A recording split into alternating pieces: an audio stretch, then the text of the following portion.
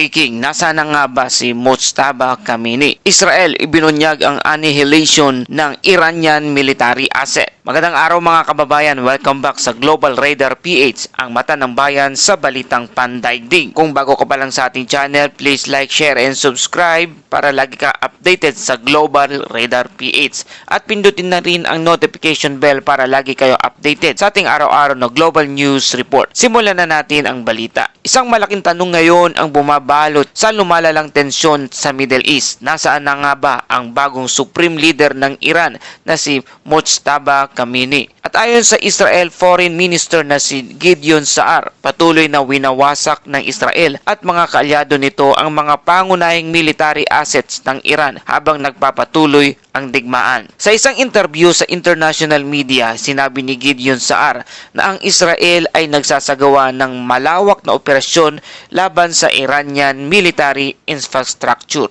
Ayon sa kanya, layunin ng operasyon na pahinain ang kakayahan ng Iran na maglunsad ng missile attack at magpalawak ng impluwensya sa rehiyon. Ipinahayag din ni Saar na ang Iranian regime ay matagal nang itinuturing ng Israel bilang isang existential threat dahil sa patuloy nitong pagdevelop ng nuclear program at long-range ballistic missiles. Ayon sa Israel government, may mga ulat na ang Iran ay naghahanda noon na ilipat ang kanilang nuclear program sa malalim na underground facilities na halos imposible ng tamaan ng airstrike.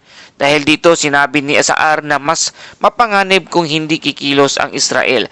Kaya nagpasya silang magsagawa ng coordinated military operation kasama ang kanilang mga kaalyado. Ang tanong ngayon, nasaan na si Mojtaba Khamenei? Kasabay ng mga operasyon, lumitaw ang mga ulat tungkol sa misteryosong pagkawala sa publiko ng bagong Iranian Supreme Leader na si Mojtaba Khamenei. Matapos ang mga airstrike sa Tehran, hindi na siya nakita sa anumang video o pampublikong talumpati. Ang tanging mensahe mula sa kanya ay isang written statement na binasa lamang sa telebisyon na nagdulot ng espekulasyon tungkol sa kanyang kalagayan.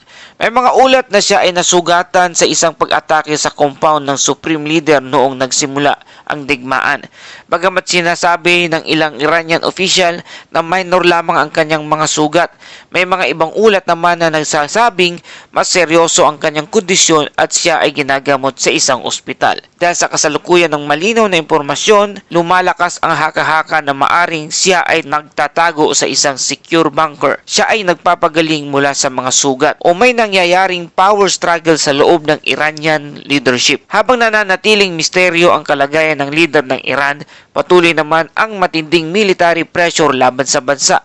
Ayon sa mga ulat mula sa Western Defense Official, libu-libong target sa Iran ang tinamaan ng airstrike sa nakalipas na mga linggo. Kabilang sa mga target na ito ang missile launch facilities, drone production sites, naval bases at mga command center ng Iranian military. Ang layunin ng operasyon ay sirain ang kakayanan ng Iran na maglunsad ng malaking missile attacks laban sa Israel at mga kaalyado nito. Ngunit kahit na may malaking pinsala na ang Iranian military infrastructure, nananatiling matatag ang Iranian regime. Ayon sa mga analyst, matagal nang naghanda ang Iran sa posibilidad ng ganitong uri ng digmaan. May mga backup leader, structure at underground facilities na idinisenyo upang mapanatili ang operasyon ng gobyerno kahit sa gitna ng malawak na pag-atake. Ibig sabihin, kahit na mawala ang ilang pangunahing leader o military assets, maaari pa ring ipagpatuloy ng Iran ang laban. Ang pinakamalaking pangamba ngayon ng international community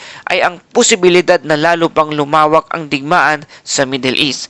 Kapag lumala pa ang sitwasyon, maaring madamay ang mga bansa sa Persian Gulf, international shipping routes, global oil supply at maging ang ekonomiya ng buong mundo. Ang Strait of Hormuz halimbawa ay isa sa pinakamahalagang oil routes sa planeta. Kung ito ay isara o maapektuhan ng digmaan, maaring tumaas ng malaki ang presyo ng langis sa buong mundo. Habang patuloy na lumalalim ang tensyon sa pagitan ng Israel at Iran, nananatiling isang malaking tanong, nasaan si Mojtaba Khamenei at ano ang susunod na mangyayari sa Iranian leadership? At habang patuloy ang mga airstrike at military operation, nananatiling nakaabang ang buong mundo sa susunod na yugto ng krisis sa Middle East. Patuloy naming babatayan ang mga susunod na development para sa pinakabagong international news at geopolitical updates. Manatiling nakatutok dito sa Global Radar PH, ang mata ng bayan sa balitang pandaigdig. Kung bago ka sa aming channel, huwag kalimutang i-like, share at mag-subscribe at pindutin na rin ang notification bell para hindi mo mamiss ang araw-araw na global news update. Maraming salamat sa panonood at magkita-kita tayo sa susunod na ulat.